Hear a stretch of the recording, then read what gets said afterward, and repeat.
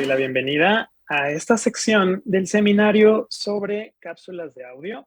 Esto como parte de la convocatoria a la UAM rumbo a los 50 años.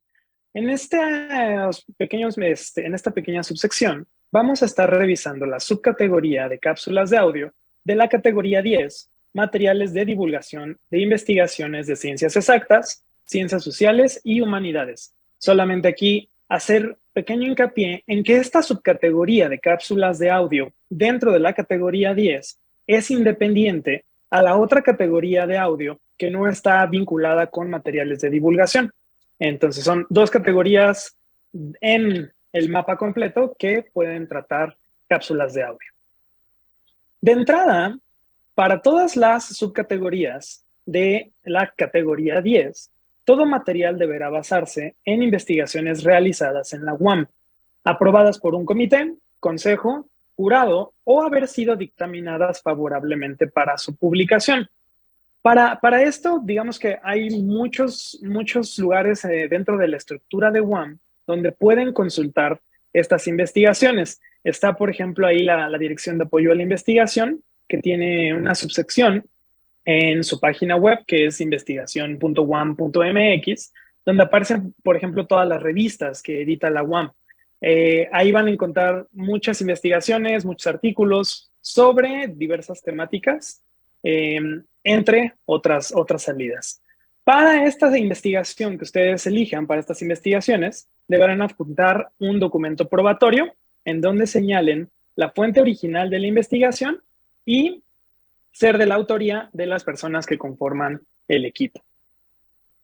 Como requisitos generales, los trabajos deberán de ser inéditos, deberán de incluir una justificación conceptual en archivo PDF de 500 a 1500 palabras, en donde incluyan el razonamiento de elección de público, tipo de actividades, investigación base de la UAM y lógica de presentación de los productos.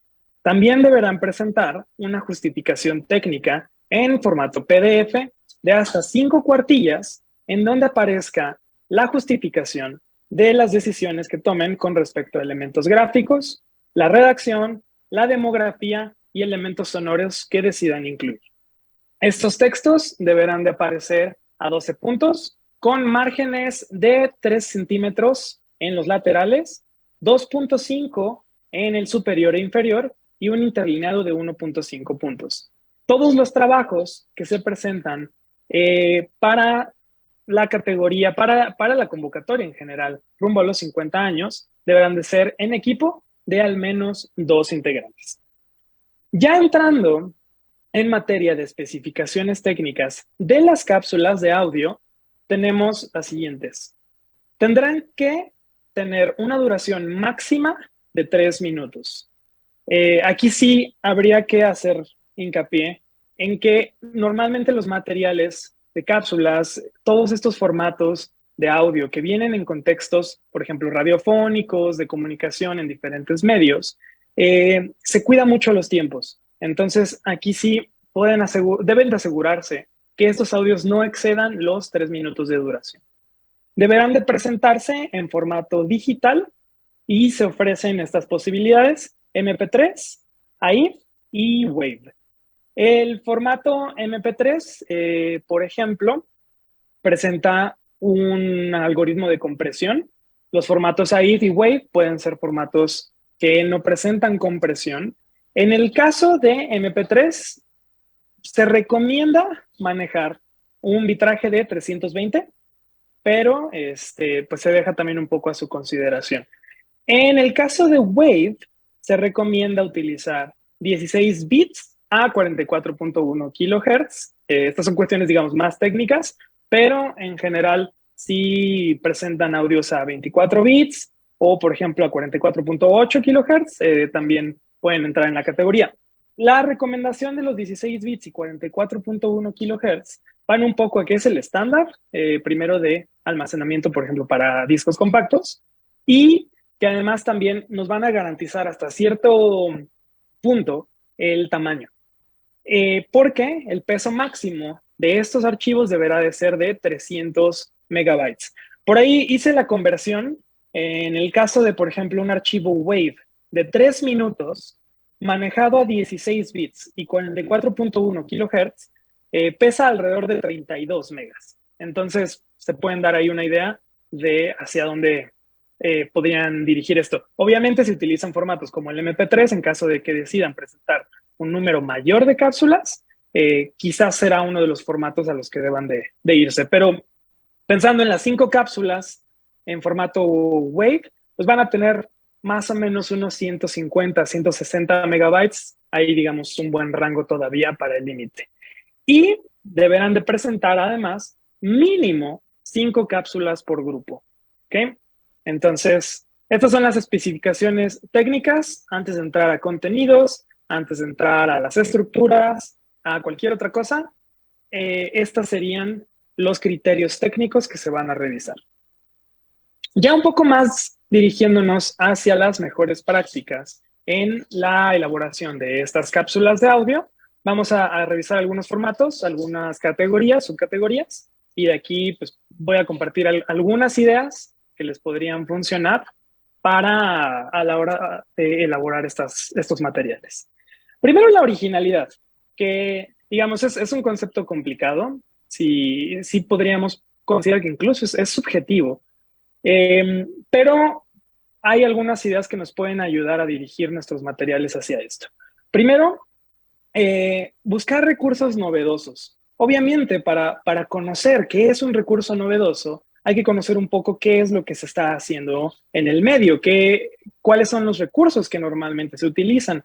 Para esto, pues hay muchos lugares a donde podríamos dirigir. De entrada, pues podríamos revisar las radios públicas, One Radio, Radio UNAM, Radio Politécnico, las radios de universidades privadas, Ibero, o de organismos como el IMER. Toda la barra programática, digamos, de estas estaciones van a contar siempre con algunos programas en donde puedan revisar estas estructuras de manera muy general y más o menos cómo suenan. Pero de un tiempo para acá también tenemos cápsulas en formato de podcast.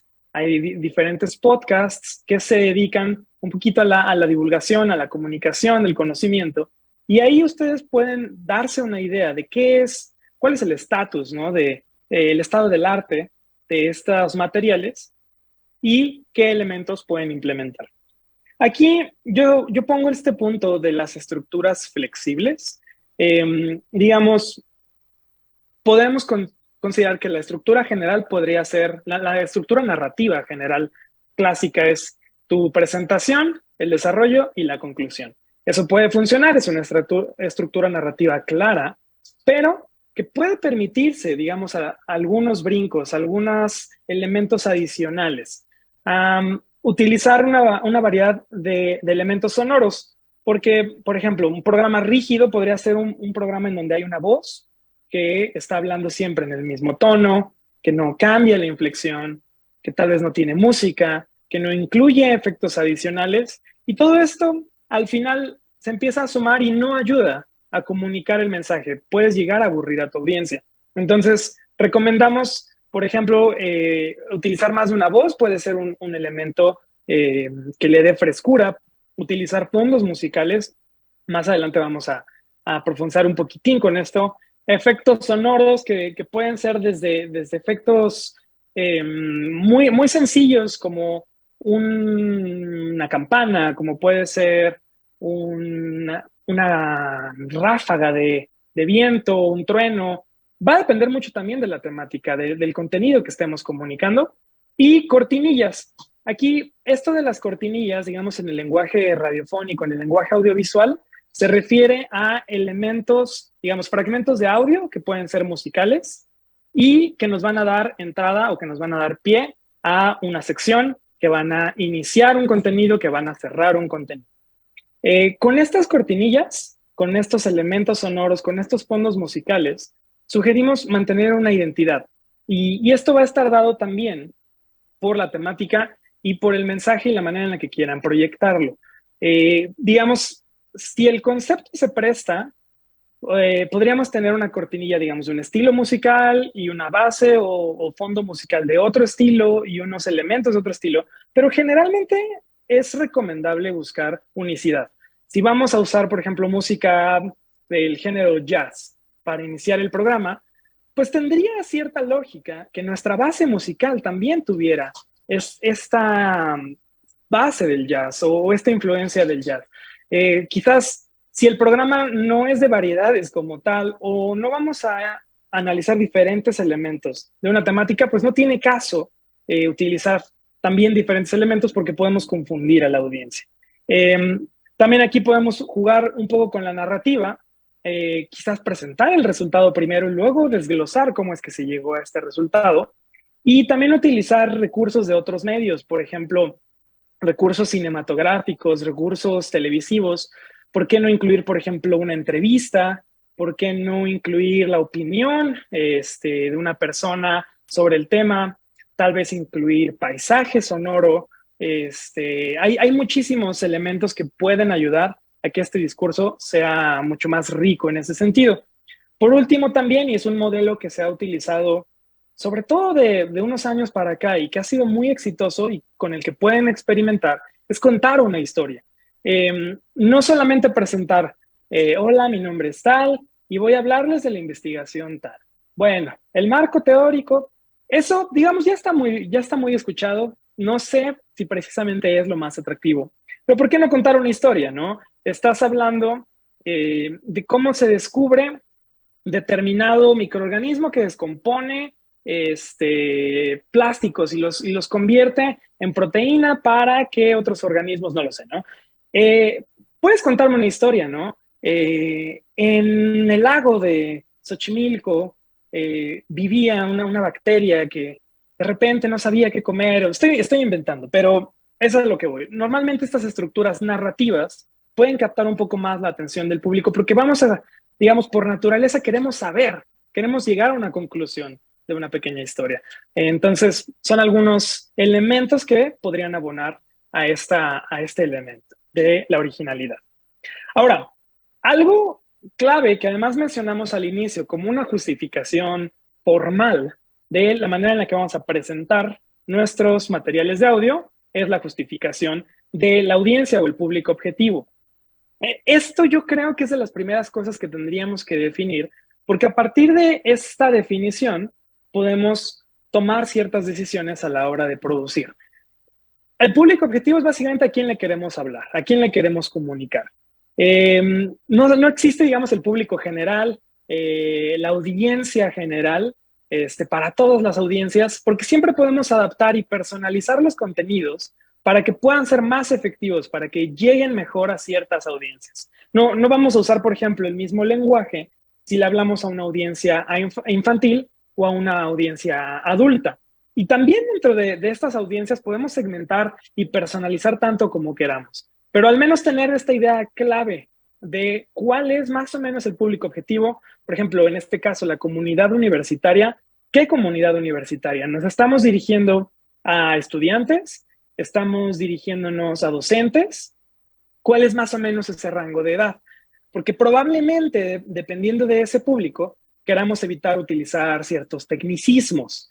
O, por ejemplo, si vamos a utilizar cierta música, pues puede que sea un poco más del agrado de ciertos públicos que de otros. No sé si vamos a poner, digamos, música de bolero para una audiencia que principalmente escucha rap o que escucha metal, ¿no? Entonces, es un elemento clave para definir la manera en la que vamos a producir lo demás. El ritmo de la voz también puede ir muy relacionado con el público objetivo. Digamos, no va a ser la misma velocidad a la que vamos a comunicar algo si le hablamos a un público especializado en el que probablemente no tengamos que detenernos al utilizar ciertos conceptos, ciertas expresiones que vengan de la naturaleza de la academia, a que si le hablamos a un público no especializado, probablemente tengamos que hablar de una manera un poco más lenta, tengamos que definir algunos de estos conceptos que utilizamos, etcétera. Aquí también la música y las referencias, ¿no? Tal vez podríamos hablar, a la hora de contar una historia, utilizamos una referencia, ¿no?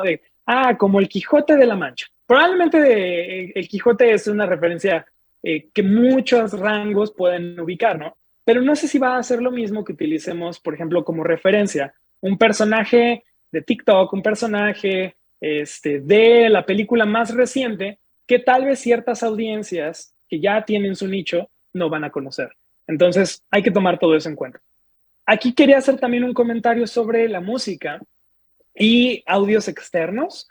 Hay que tener mucho cuidado con los derechos de autoría y la presentación de material inédito, porque bajo los criterios de estos materiales originales, pues no podemos utilizar pistas con las que no contemos del permiso explícito de utilizar, ¿no? Hay varias librerías de uso libre, pero hay que revisar muy bien bajo qué condiciones están esas librerías, ¿no? Por ejemplo, las plataformas de videos, YouTube, tiene una sección de librerías de audios, que son tanto música como efectos sonoros, y cada uno de estos materiales te dice específicamente cómo puedes usarlos. Algunos se pueden utilizar bajo licencia libre, así para usos comerciales, etcétera, siempre y cuando des el crédito apropiado. En algunos casos no te piden eso.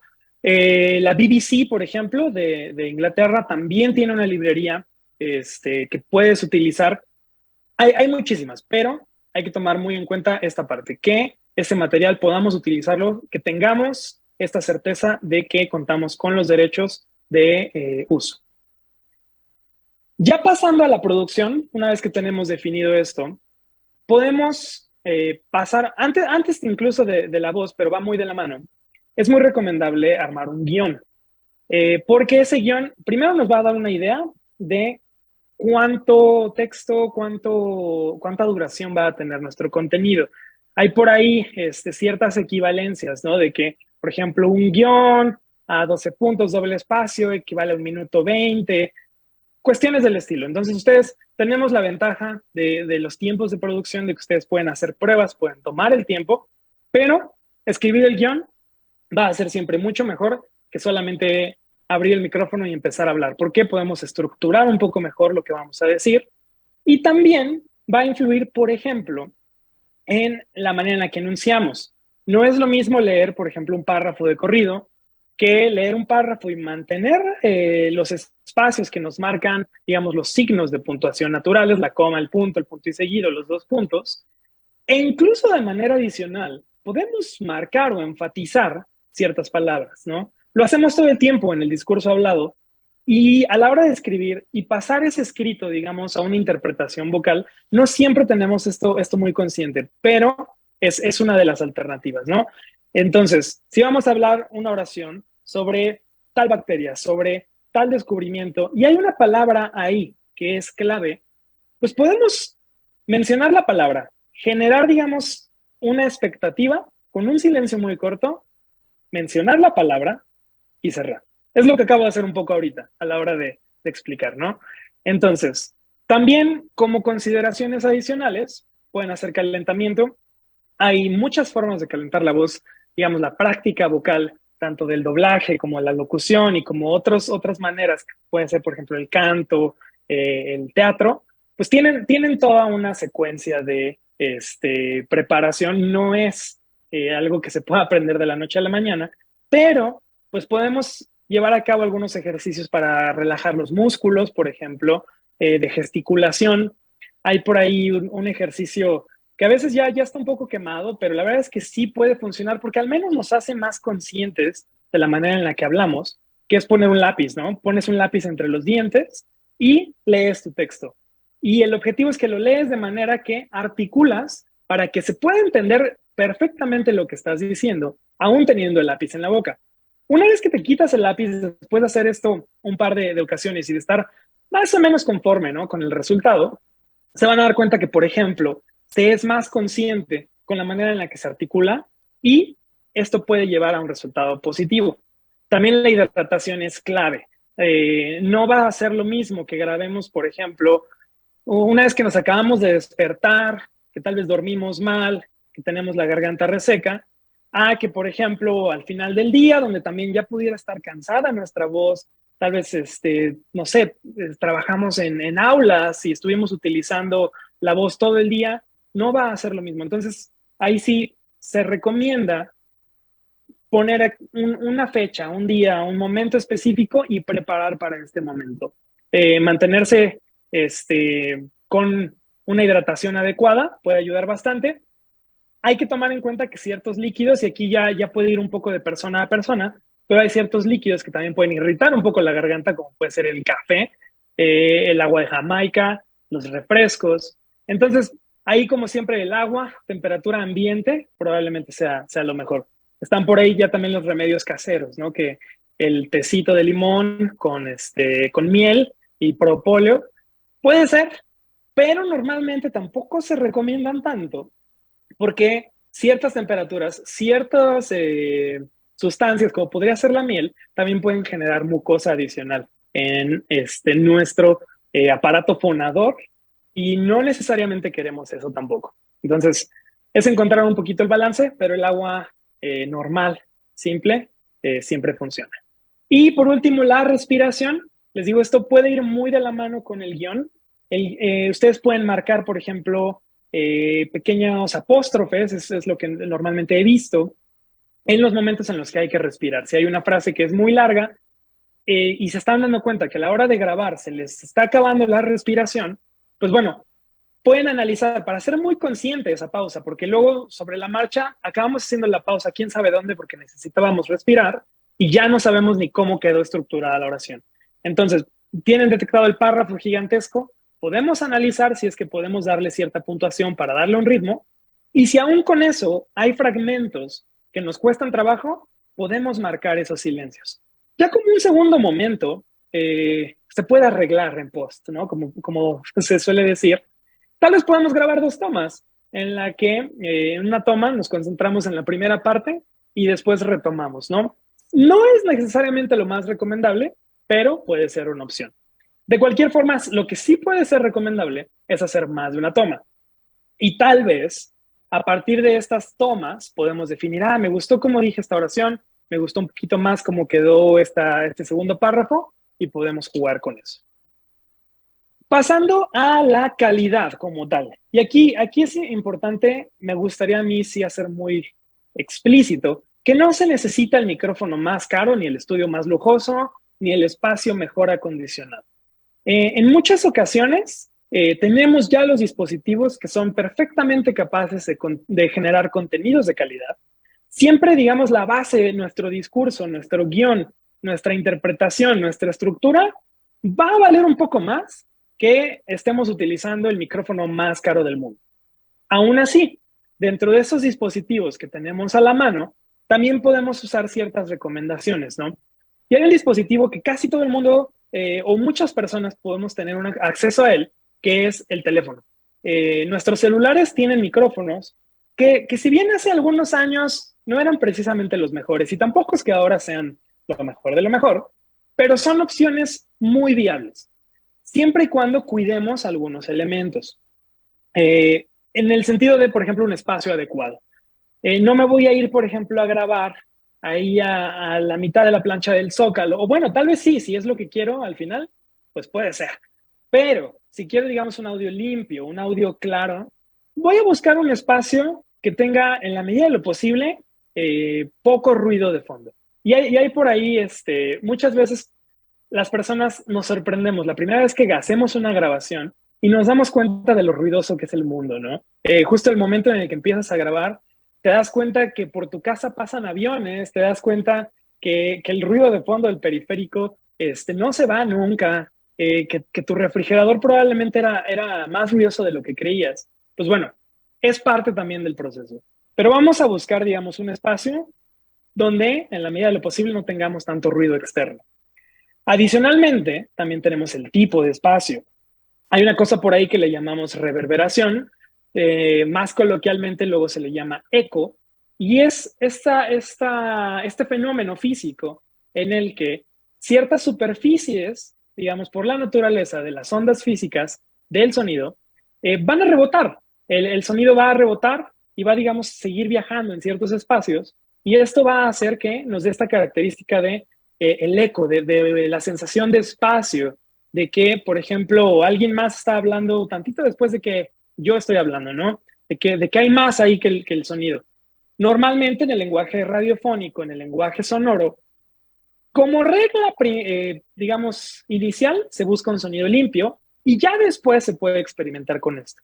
Eh, ¿Qué pueden hacer aquí en este caso? Bueno, evitar tal vez habitaciones vacías, eh, irse a espacios en donde haya ropa, en donde haya muebles, en donde haya libros, ese tipo de espacios. Está por ahí, por ejemplo, la recomendación del armario. A veces puede funcionar. Digamos que también hay por ahí una discusión si a final de cuentas esto no hace que también la voz se acentúe en ciertas frecuencias que hacen que suene como que estamos dentro de una caja. Pero bueno, es también cuestión de experimentar, de grabar en diferentes espacios y que ustedes decidan, bueno, esto me gusta cómo suena, esto se entiende mejor, hagamos esto. La distancia con el micrófono, y voy a seguir utilizando el celular como base, es importante. Si nos encontramos muy cerca del celular, vamos a usar aquí el celular para que se vea muy claramente. Digamos, si tengo el celular aquí, ya directamente en mi boca, obviamente voy a saturar el audio porque el aire que sale, a final de cuentas es aire lo que sale de nuestras, bueno, aire y vibración. Voy a saturar el micrófono del celular y probablemente ciertas palabras o ciertas fonemas como la P, la B, van a sonar un poco más porque estas van a sacar más aire y pues se va a escuchar este, ¿no? Entonces, ¿qué se recomienda? Hay varias opiniones al respecto. La más generalizada digamos, la distancia, le llaman la cuarta, que es, digamos, utilizar la extensión máxima de los dedos, ponerlos, digamos, con base en la fuente sonora, en este caso en nuestra boca, y ahí poner el celular. Eso puede ser un buen punto de partida.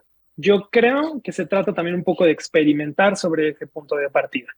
Ya si tienen micrófonos, digamos, un poco más profesionales, un poco más en forma, pues bueno, esta cuestión se puede multiplicar las variables, podemos jugar con la distancia del micrófono porque nos va a dar diferentes calidades sonoras, diferentes colores, pero lo dejo un poco más a la experimentación. Si algo podríamos quedarnos al final de todo esto es que se trata de experimentar y al final hacer una decisión consciente de qué es lo que nos funciona más dependiendo de nuestro objetivo.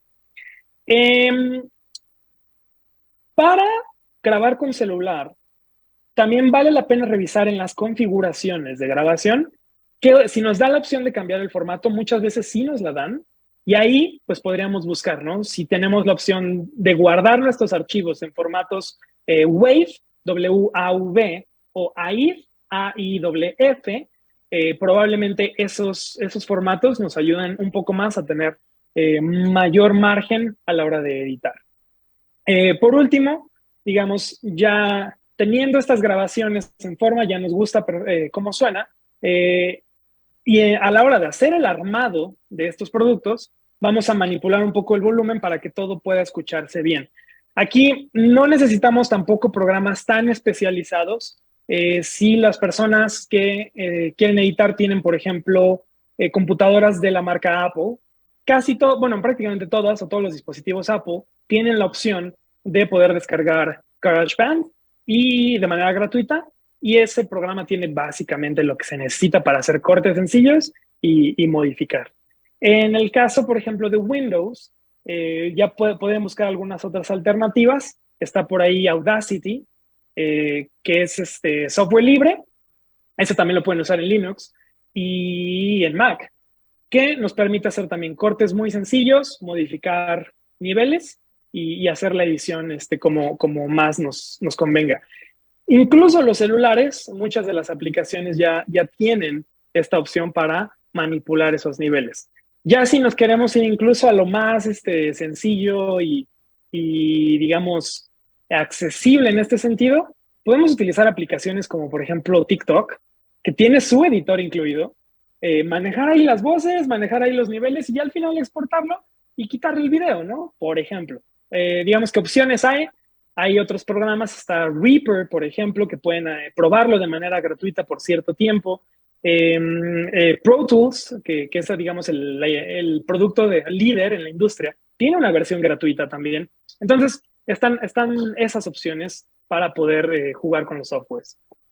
Si van a usar efectos en la voz en particular, hay que procurar que estos tengan un propósito.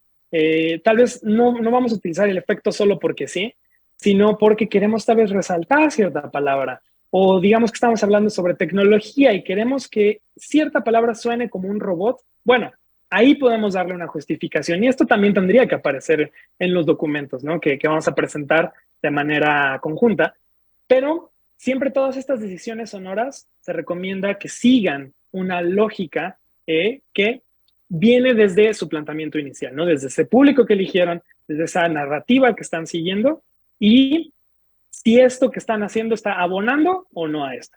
Ya si van a usar los efectos, ya si tienen este uso muy explícito del efecto, muy dirigido, procuren que se mantenga la claridad, porque ciertos efectos que tengan, por ejemplo, ecos, que tengan cierta distorsión, pueden afectar la claridad del audio y no queremos que la gente no entienda lo que estamos diciendo. Entonces, vamos a manejar, digamos, también esos parámetros para que todo lo que al final estemos comunicando se pueda entender de manera fácil. Ya con respecto a la adaptación de estas temáticas, bueno, vamos a procurar la veracidad. Obviamente tenemos que leer estas investigaciones, estas fuentes y entenderlo. Hay que conocer bien estos materiales que están usando como base. Ahí probablemente va a ser más fácil adaptar investigaciones de áreas cercanas a sus áreas de experiencia, de las personas que integran estos equipos y probablemente si tienen la opción de contar con personas asesoras, docentes, que a quienes les puedan hacer preguntas, aclarar sus dudas, para que al final, bueno, corroboren que después de estar adaptando estas investigaciones, se esté manteniendo el sentido original, se esté conservando el propósito de la investigación y al final estemos dando información veraz que no caiga, digamos, en interpretaciones que pueden ser erróneas.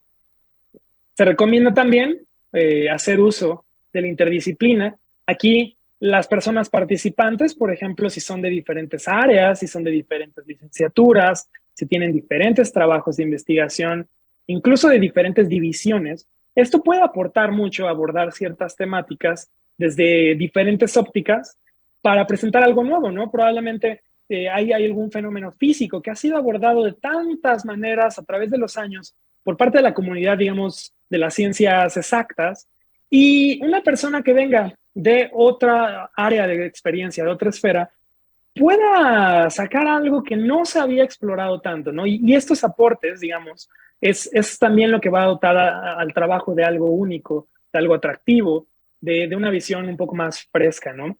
Aquí también se les recomienda que elijan investigaciones que les entusiasmen, porque creo que si bien la comunicación nace de esto, de un deseo de comunicar, de un deseo de expresar, de decir, es que esta investigación está tan interesante, tiene este elemento que yo nunca había visto y quiero que todo el mundo se entere de qué es esto y qué lo hace tan especial, ¿no? Entonces, empezar con una investigación que a ustedes les entusiasme, pues va a ser la clave para que el resto del proceso, pues lo hagan con ese mismo entusiasmo.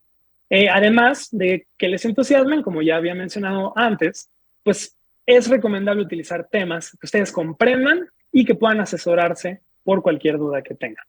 Hay ciertas investigaciones que también, por su naturaleza, se pueden encontrar ahí en los límites de ciertas áreas, ¿no? Hemos visto ya de un tiempo para acá estos trabajos de ciencia de frontera en donde necesariamente tenemos que abordar temáticas desde diferentes disciplinas para construir una visión más completa, más rica. Pues bueno, todos estos abordajes inter y multidisciplinarios también, por supuesto, que van a abonar y que se van a reflejar en este trabajo, en esta cápsula que ustedes van a producir. Ya por último, digamos, de estos elementos, de estas recomendaciones de mejores prácticas, también hay que contemplar la accesibilidad.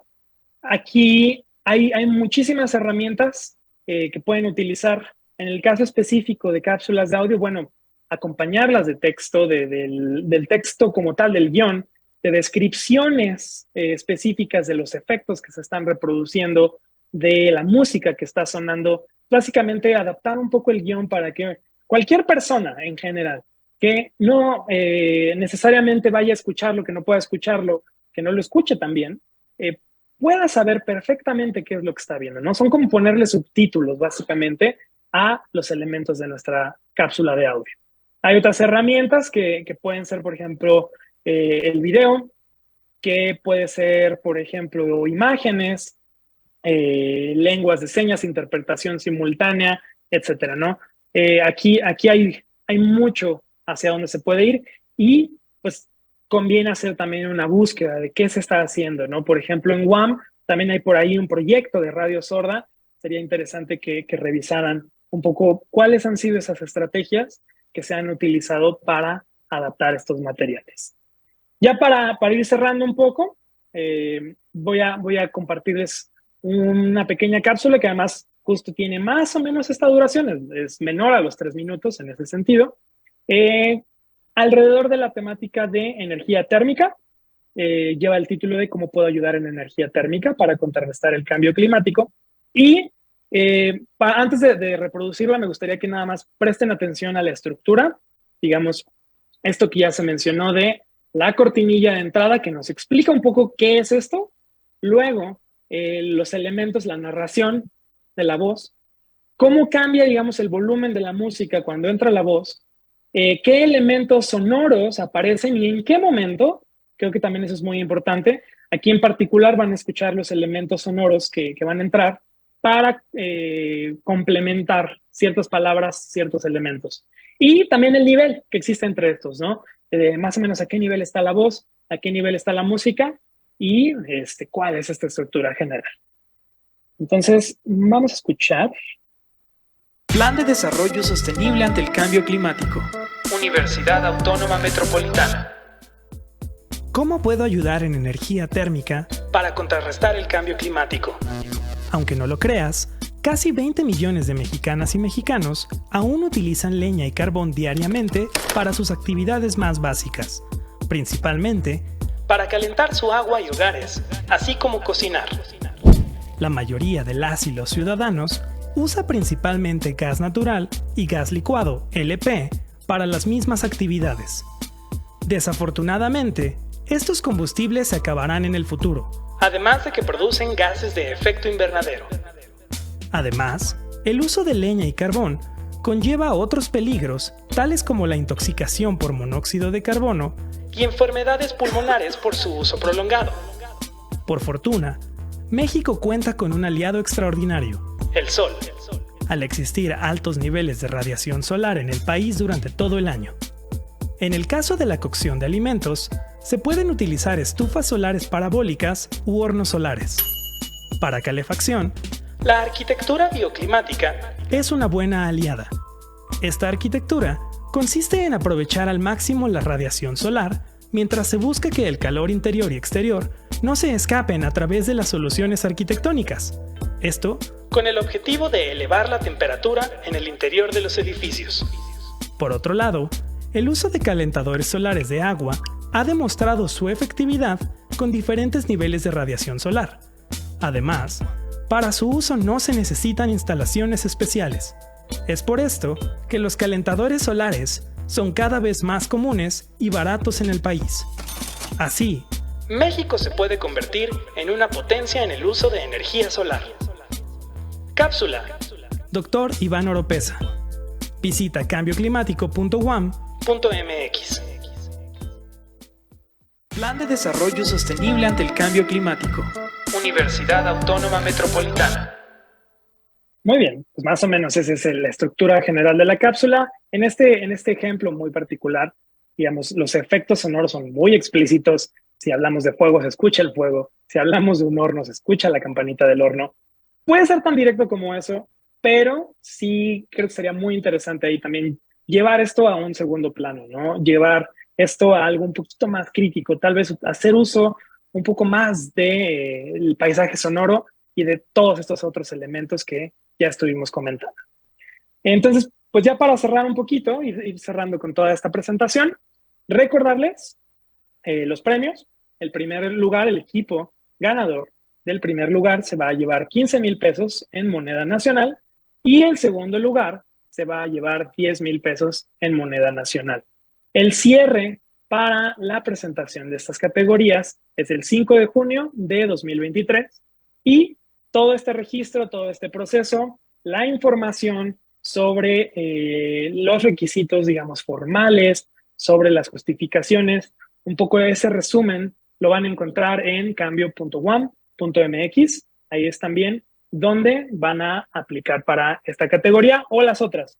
Recuerden que igual hay otras subcategorías dentro de esta categoría 10, como pueden ser las infografías, el manual de experimentos, las propuestas de obras de interacción entre ciencia y arte, cápsulas de video, etcétera, etcétera. Entonces, todas estas obras además pueden ser complementarias, creo que eso es algo muy interesante. Pueden tal vez abordar cierta investigación desde la cápsula, desde la infografía, desde el video, y pues bueno, eso al final también nos puede dar no solamente más posibilidades de ganar, sino además quizás una visión un poco más completa, ¿no? Pues por mi parte, eso sería todo. También si existen, digamos, algunas dudas muy particulares que podamos revisar en este momento, creo que todavía contamos con un poquito de tiempo, y si no también pueden escribir a cambio@correo.uam.mx. Pueden revisar la página web, pueden revisar la grabación posterior de estas categorías, y aprovecho para también invitarles a que nos puedan seguir en conocimiento, @conocimiento UAM, en donde pues también normalmente trabajamos esta serie de materiales. Pueden por ahí revisar un poquito de lo que hemos hecho. Hay un poco de todo esto, un poco de cápsulas, un poco de infografías, un poco de videos, y puede ser una referencia para sus trabajos. Muchas gracias.